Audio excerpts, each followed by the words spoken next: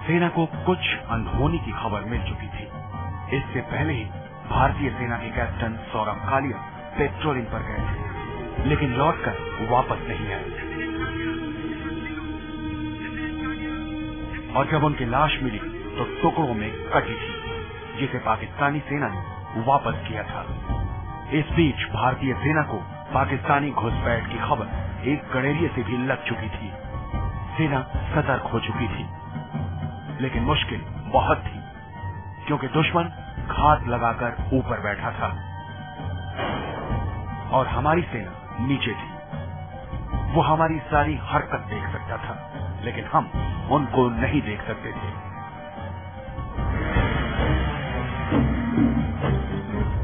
Cameraman Shahnawaz Khan के साथ Manish Shukla, live India, Kargil. Rakesh ji, वैसे न्यूज बताने के दौरान आप लगभग इन तस्वीरों के संपर्क में रहते हैं या इन्हें देखते रहते हैं।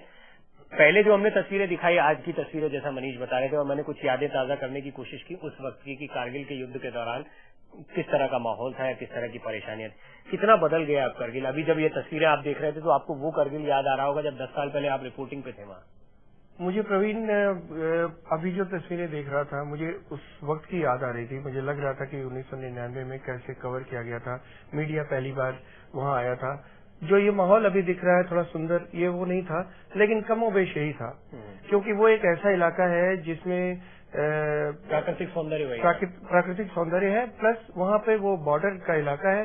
इसलिए कारगिल वॉर के पहले साल भर गोलाबारी होती थी, उधर से होती थी, इधर से होती थी, लेकिन कभी ये नहीं सोचा गया था कि अटैक हो जाएगा हमारे ऊपर। और जैसा कि इन्होंने कहा, एक्चुअली ये माना जाता है, दोनों तरफ की आर्मीज ये मानती हैं कि गर्मियों में वो अपने अपने पॉइंट पर, अपने अपने ओपीज पर, यानी ऑब्जर्वेशन पोस्ट पर, जहां से वो निगाह रखते हैं, दूरबीन से लोगों को देखते हैं, तो गर्मियों में वो अपनी अपनी ओपीज पर बने रहेंगे, पाकिस्तानीज भी और इंडियंस भी।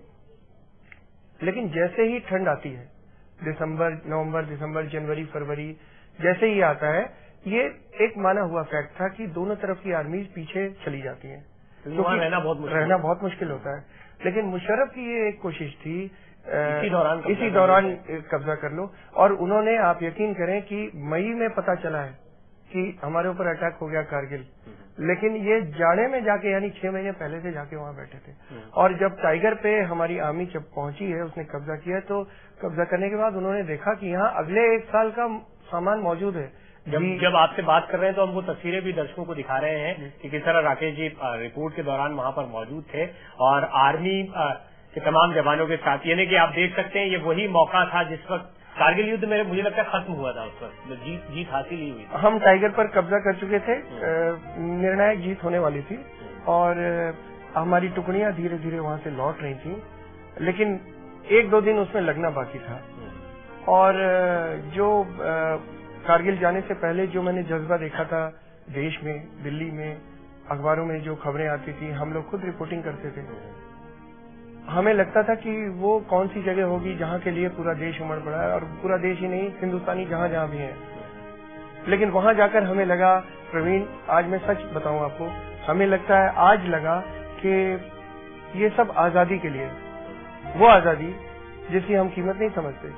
आप हमारी सार्वजनिक जिंदगी में देख लीजिए, आप पूरे देश को देख लीजिए, कभी कभी आप सोचिए, आपको लगता है देश कैसे चल रहा है, ये चल कैसे रहा है, लेकिन वो आजादी, जिस आजादी के लिए इतने लोगों ने जाने गंवाई, और 1.5 महीने तक पूरे देश की साख विश्व स्तर पर, पूरा विश्वास है राकेश जी कि जो कुछ आपने वहां पर देखा होगा उसका शायद अंदाजा लगाना भी हम लोगों के लिए मुश्किल होगा जो वहां नहीं गए। और ऐसा ही कुछ मनीष आपके साथ है, क्योंकि आप अभी वहां के हालात देखकर आए हैं, तो बहुत मुमकिन है और बहुत उम्मीद दर्शकों ने भी लगाई होगी कि कई ऐसी बातें जानने को मिलेंगी, और विश्वास जानिए आपको जानने को मिलेंगी ऐसी चीजें जिनके बारे में शायद आपको अंदाजा भी नहीं है कि हम कारगिल जीत का जश्न मनाते हैं, 10 साल पूरे हो गए, शहीदों को सलाम कर लेते हैं, यहाँ पर भीड़ लग जाती है, चौराहों पर फूल बरसाए जाते हैं जब शहीदों की अंतिम यात्रा निकलती है, लेकिन वहां पर क्या चुनौतियां हर जवान के साथ पेश आती हैं, क्या हालात होते हैं, इन तमाम मुद्दों पर बात करेंगे। कुछ यादें हैं जिन्हें सुनहरी यादें आप अब कहेंगे क्योंकि जीत हासिल हो गई है,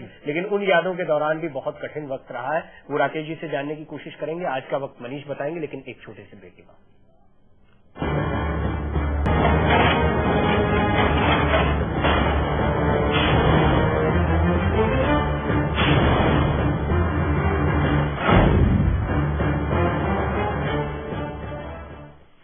हर जीत बहुत अहम होती है, लेकिन वो जीत जिसमें कई जवानों ने, कई जाबाजों ने अपनी शहादत दी हो, वो बेशकीमती भी हो जाती है। ऐसी एक जीत है करगिल की जीत, और इसी की विजय गाथा हम आपको आज सुना रहे हैं। कल और आज की हम बात कर रहे हैं। कल की बात करने के लिए मेरे वरिष्ठ सहयोगी राकेश त्रिपाठी हमारे साथ मौजूद हैं, जो उस वक्त कारगिल की वॉर रिपोर्टिंग कर रहे थे, और साथ ही साथ मनीष शुक्ला, जो इस वक्त कारगिल की तमाम तस्वीरें लेकर आपके लिए आए हैं और तमाम खबरें आपको दिखा रहे हैं। मुश्किल बड़ी थी, लेकिन हमारी सेना ने हार नहीं मानी थी। सेना ने घुसपैठियों से लोहा लेने के लिए खास प्लानिंग के तहत खाका तैयार किया था। ये रिपोर्ट आपको बताएगी किस तरह की प्लानिंग थी सेना की करगिल को जीतने के लिए।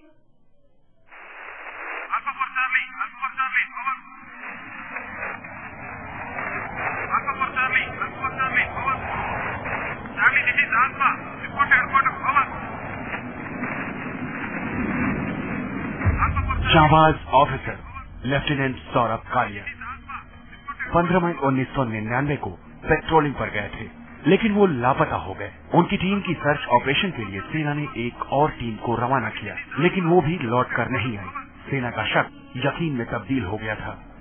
सेना को पता चल चुका था कि कहीं न कहीं कोई गड़बड़ है। लेफ्टिनेंट सौरभ कालिया पर 200 पाकिस्तानियों ने धावा बोल दिया। लेफ्टिनेंट कालिया के पास हथियार भी खत्म हो चुके थे। आखिरकार लेफ्टिनेंट कालिया को पाकिस्तानियों ने पकड़ लिया। पाकिस्तानी भारतीय सेना की पोजीशन के बारे में जानकारी चाहते थे, और इस जानकारी को पाने के लिए वो किसी भी हद तक जा सकते थे। लेकिन देश के इस जाबाज ने तमाम टॉर्चर झेलते हुए भी अपनी जबान नहीं खोली।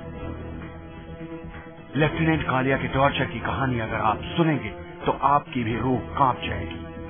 आप सोचेंगे कैसे कोई इतना जाबाज हो सकता है, लेकिन देश के इस जाबाज के सीने में वो जज्बा था।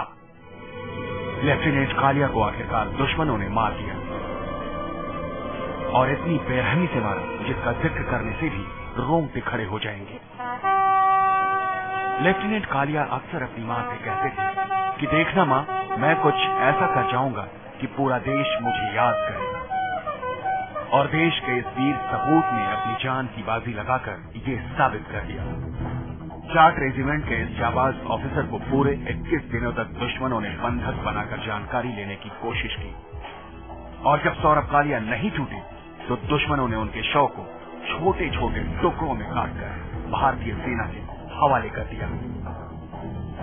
कारगिल युद्ध के दौरान भारतीय सेना को इस बात की जानकारी नहीं थी कि पाकिस्तानी सेना ने उनके इलाके में घुसपैठ कर रखी है। जब सौरभ कालिया अपनी पेट्रोलिंग टीम के साथ वापस नहीं आए, तब भारतीय सेना को एहसास हुआ कि पाकिस्तानी सेना ने उनके इलाके में घुसपैठ कर रखी है। हम इस वक्त जिस इलाके में खड़े हैं, ठीक उसी जगह पर सौरभ कालिया की डेड बॉडी को भारतीय सेना के जिम्मे सुपुर्द किया गया था। सौरभ कालिया की डेड बॉडी को जिस दिन पाकिस्तानी सेना ने भारतीय सेना के हवाले किया था, उसी दिन उनकी पहली तनख्वाह आई थी। ये जाबाज तो देश के लिए शहीद हो गया, लेकिन अपने देश के लिए वो जानकारी जो बेहद अहम थी, वो सौरभ कालिया भारतीय सेना को दे चुके थे, यानी पाकिस्तानी घुसपैठ। और लेफ्टिनेंट सौरभ कालिया की जानकारी के आधार पर भारतीय सेना ने शुरू किया मिशन करगिल। कैमरामैन शहनवाज खान के साथ मनीष शुक्ला, लाइव इंडिया, करगिल।